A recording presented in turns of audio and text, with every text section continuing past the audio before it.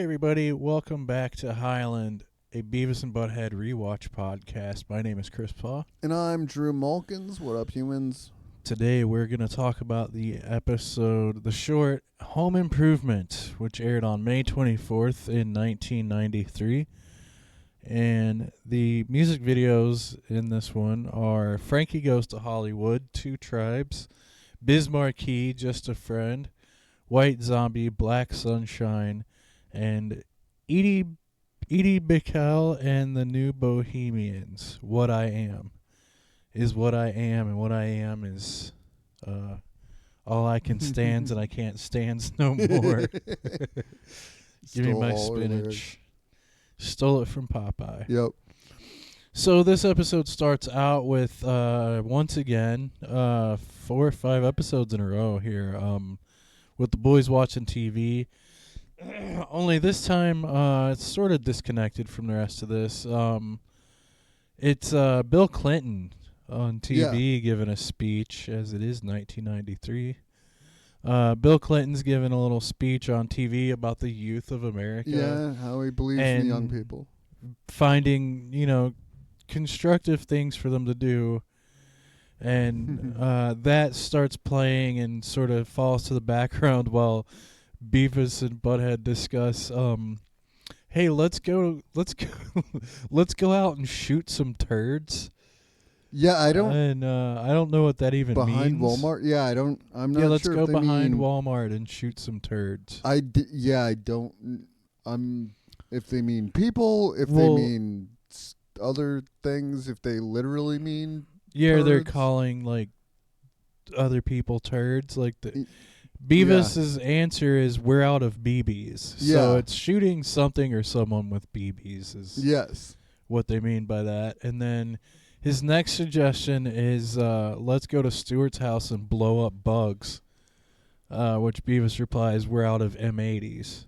Oh, I thought he said to light it in the cat's butt. Light M80s in the cat's butt? Yeah. I thought that's what he said. Maybe he did. I didn't get the details on this. I thought the gag was funny that they were discussing these destructive things while Bill Clinton was on TV. It's a little bit more sophisticated joke than they've been doing so far in this series. But they can't light anything on fire because they're out of kerosene, and they can't get high because they're out of glue. Yep. So that although if they don't use it as glue, it seems like it would have a pretty. It's just dried up. If you're, from them I guess it just dries up. I haven't really ever been that kind of guy, so But it seems like you can huff all kinds of things. It seems like inhalants would be a long because you don't like burn through it like you do like weed or something. Yeah, but you over time, I guess, you do run out because you spray it. You might spray it in a bag and then huff it out of the bag. I don't want YouTube to shut us down describing different ways. Speaking of that, there's at this point, Mike Judge would put like little warnings, and there's a warning when they're later on in the episode they're huffing paint thinner, and there's a thing that says like, please don't huff paint thinner. It'll damage your brain. Look what happened to Beavis and Butt-Head. Yeah, because this is still the era where he, even maybe now, but he doesn't, he's not happy that people like them. No. You're supposed to hate these guys. Yeah. In Mike Judge's mind. But they go from that opening gag into music videos. And then they come back, and Tom Anderson's just kind of dressing them down about painting his house. Yeah, it feels like this is like a cause and effect where you don't actually see the effect.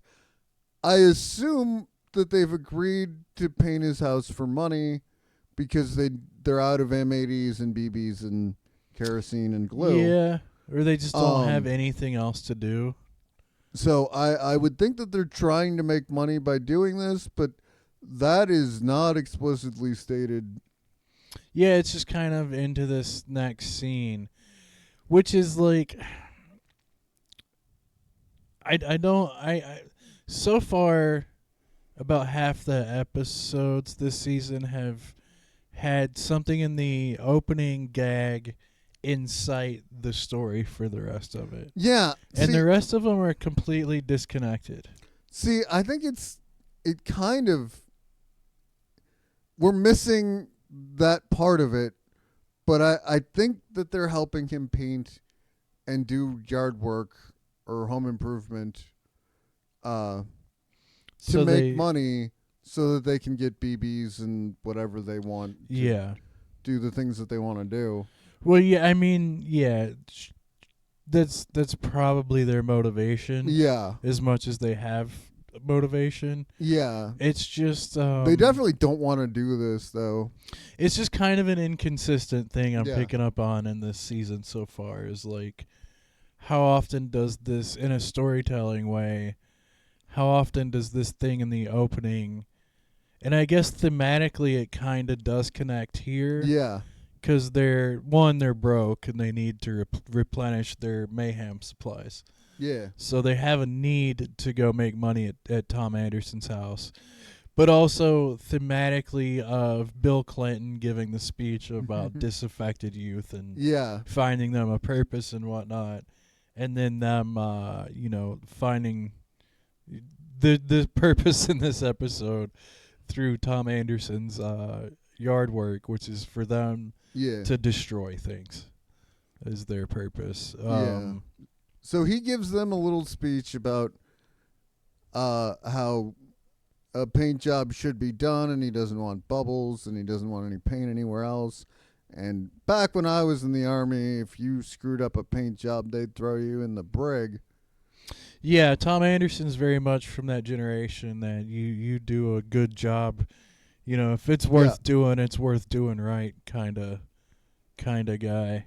So he sets them up and goes away. Classic Tom Anderson. Although this is the first time they've destroyed his house. Yes, which definitely is a hallmark of the series. This is the first time that his house is depicted. This is his third episode. Yeah. But this is the first time that they're like helping him with chores, which becomes like his primary spot for the rest of the series. So yeah, he also gets their names wrong in this one, which is Butthole and Joe. Yeah, yeah, a Butthead and Joe rewatch podcast. This is the gag that will one day lead us to Blovis and Bustamante. I'm gonna start thinking of Tom Anderson as like the Watcher, and like of the multiverse. Like he's the one constant, but he still gets their names wrong in every universe. So anyway, they as soon as he walks away, they start huffing paint thinner. And like I said before, there's that little warning on the screen, and I like the animation around their head. Yeah.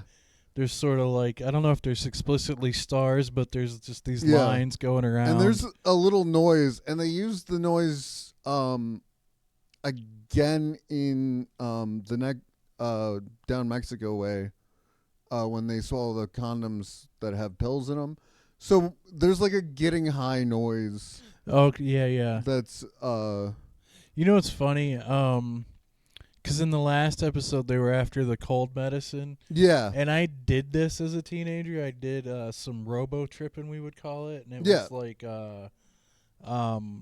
motion sickness pills, cold pills, that kind of stuff. You would get very, very high on those.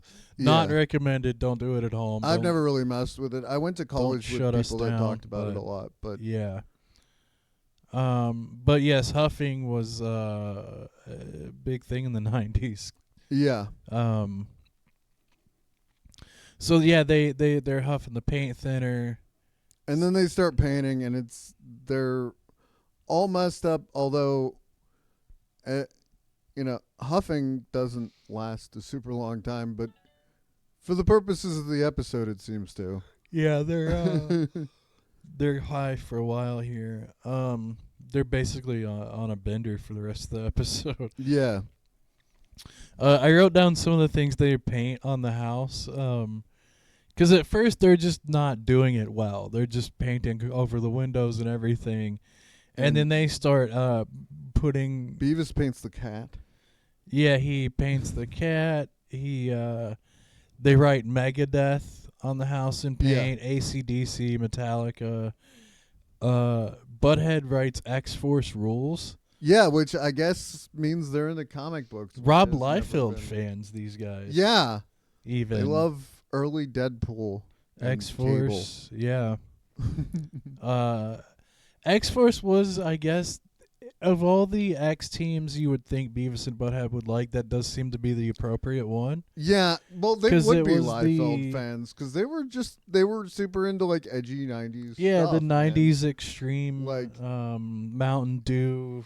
And yeah, the X-Force was like the X-Men thing that was really kind of pushing things on that like the extreme 90s. Like timely zeitgeisty kind of thing. Yep. That's what they were about. They were about huge knives and just pouches everywhere. Yeah. And edgy. You know, they were the new They were so fucking cool. To the point, the X-Force creator, Rob Liefeld, and a whole bunch of guys left Marvel and started a whole edgy company that's still around. That's true. Dark Horse Comics. Or Image Comics. Image, Image. But this is not an Image Comics podcast, so...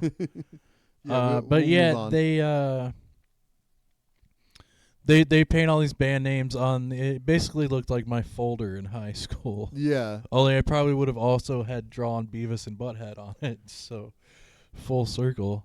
Yeah. And then Tom Anderson sees what's going on. He sees the house. He sees the painted cat and a bush that's on fire, which they didn't really show them doing that, but there's a bush on fire. They don't show it, but you do hear Beavis say, "Hey, let's go burn something." Oh yeah. And he's kind of dumbfounded and got off of his riding lawnmower. Yeah. Tom gets off his lawnmower to walk around and survey the damage, and then they cut to the boys who have just narrowly avoided him and are riding away on his riding mower. Yep, which they say they're taking to Stewart's house, which again, Stewart doesn't show up for 9 more episodes after this. But it is exactly the kind of thing they do to Stewart all the time. Yeah. And, they want to ride the... This is one of those, I think, really remembered images from kind of this early period of the show of them planning to ride this lawnmower through Stewart's house. Yeah, they're like, let's go drive this through Stewart's living room. Yeah. You hear sirens a couple of times, and you think the cops are going to be chasing them, but the cops are actually back at Tom Anderson's place. Yeah. And he tells them, and this is Tom Anderson's crazy. Yeah, he calls him Butthole and Joe. And then he says, I think they were Oriental, which I think is not okay. Yeah, and I'm not really sure where he got that from. If, why he thinks that? Vietnam flashbacks? I don't know. Yeah. I don't know. I know they look different than everyone else in town. I don't know if that's the joke or what, but yeah, that's a weird side note. And then we cut back over to the boys, and they've messed up traffic.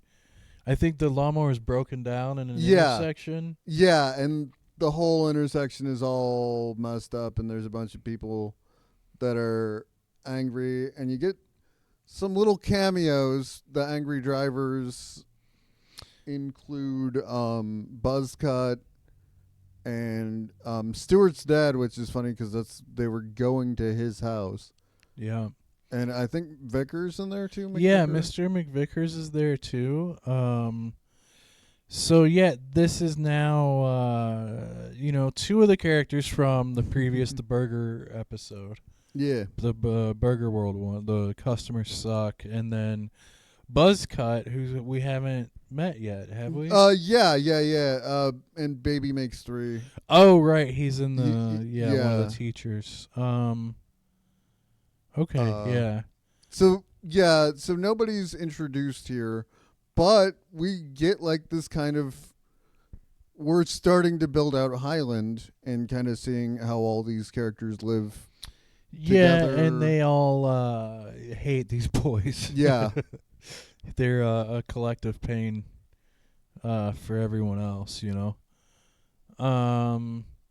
They drive the lawnmower. I skipped. They through the botanical gardens, of course. Yeah. It's just a general mayhem. Oh yeah, and, right. The botanical gardens. Yeah. Destruction. This is a cool episode because it also starts the trope of them destroying someone's home. Yeah. Which they do to this. I mean, even the newest episode we just reviewed, they're doing this in a Habitat for Humanity situation. Yeah. As middle-aged Beavis and Butt-Head. Yeah, and the same kind of thing. And this particular house, we should probably keep track. We should have a it is the Anderson's same house destruction counter. It is the same style house they always show him having. Yeah. So that's also Also, this is maybe like the least amount of damage that they ever do to his house. That's true. All they do here is he needs a fresh coat of paint. Yeah. Usually it's much worse. So it was enamel, which is a particularly difficult kind of paint to remove. Yeah. Yeah, it's maximum destruction. Yeah. So all right. The music video section in this was also fun. I can't hear Beavis sing along with a song and not laugh. Yeah. And the fact that it's Biz Marquie's Just a Friend makes it even that much better. That one was really good. Actually the videos here they're all kind of notable.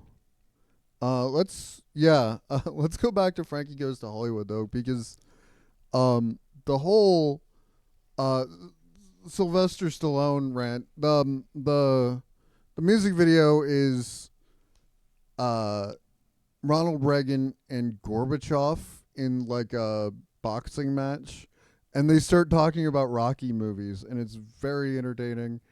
And they even throw Rambo in there. They're like, yeah, that's Rocky 6. Rocky 6 is the best one. Oh yeah, the one where which one is the one where he kills all those guys with a knife? Yeah. But it's not Rocky. Yeah. And then Biz Markie, mostly for the singing. They call him the guy from the dollar bill.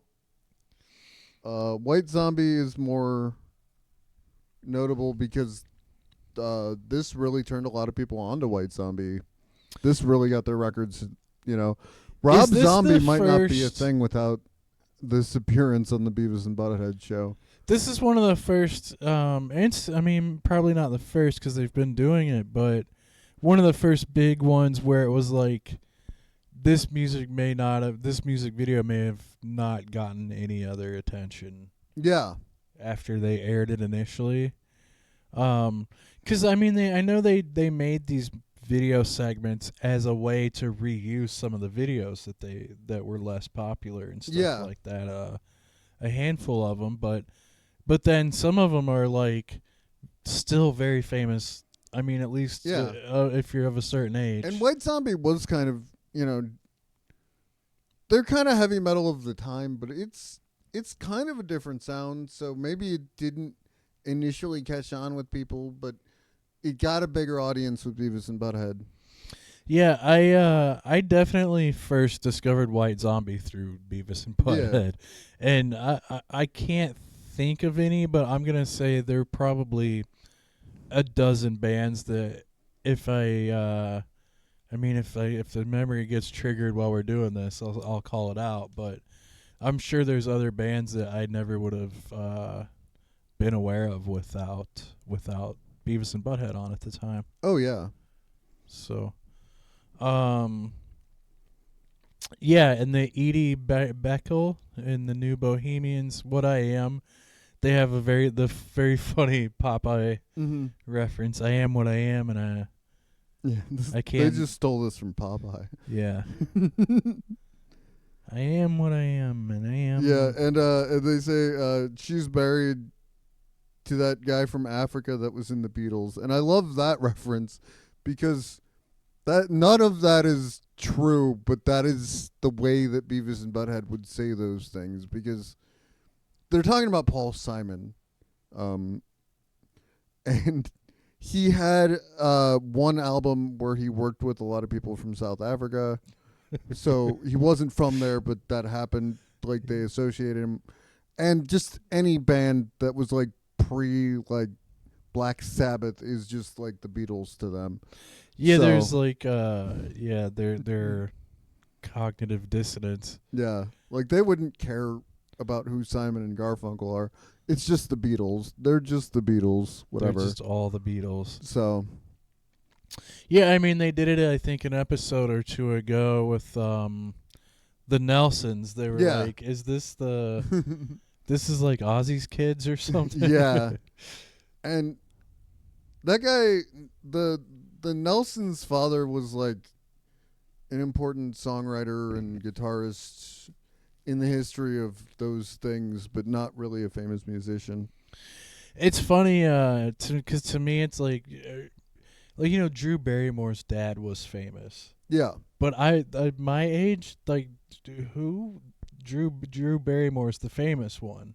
Yeah. That's so true. for like, yeah, it just depends on how old you are, I guess.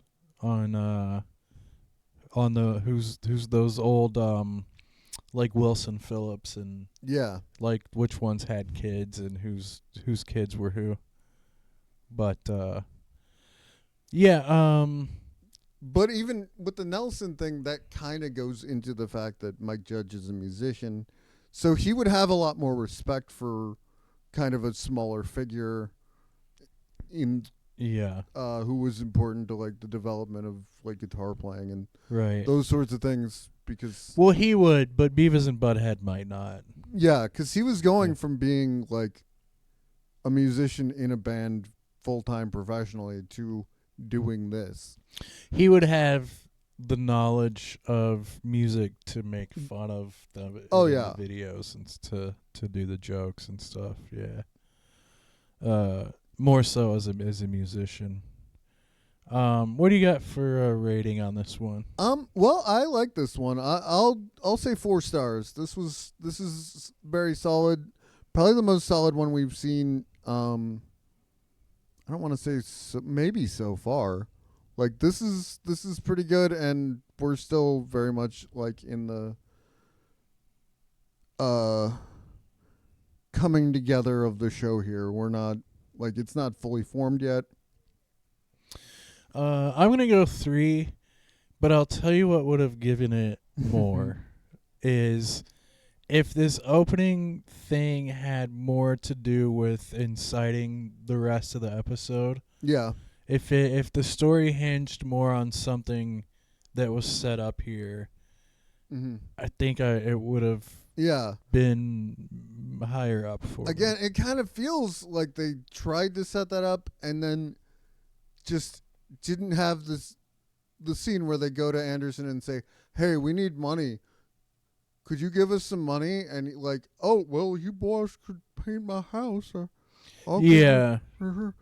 If they had that scene, that would have been better storytelling. I absolutely agree, but it's not there. Yeah. I want to see them shoot some turds. I don't know what the hell they're talking about. I guess, like you said, maybe they're just referring to like just people they don't like. Yeah, but I don't know. And I really like that there's so much Stewart in this episode that's still 9 episodes away from Stewart. One other thing I want to know is this is a very of its time thing to go down to Walmart Yeah. to shoot some turds too, because whatever that means, going down to Walmart is very much a small town 90s activity. Oh yeah. The town I grew up in, we would go drive around the Walmart parking lot to meet up with our friends and go to parties and stuff. Yeah. But that was the meeting up place was always the Walmart parking lot. It's like everybody in town would be at different house parties and kind of converge there and cruise around and hang out in the parking lot and find, who was having the bonfire, whose party was the house to go to that night or that weekend. So I'm sure I shot turds and maybe just don't know it. Yeah, whatever that means. Maybe I did. But I think that's about it for this episode. Yep. Thank you, Drive Through.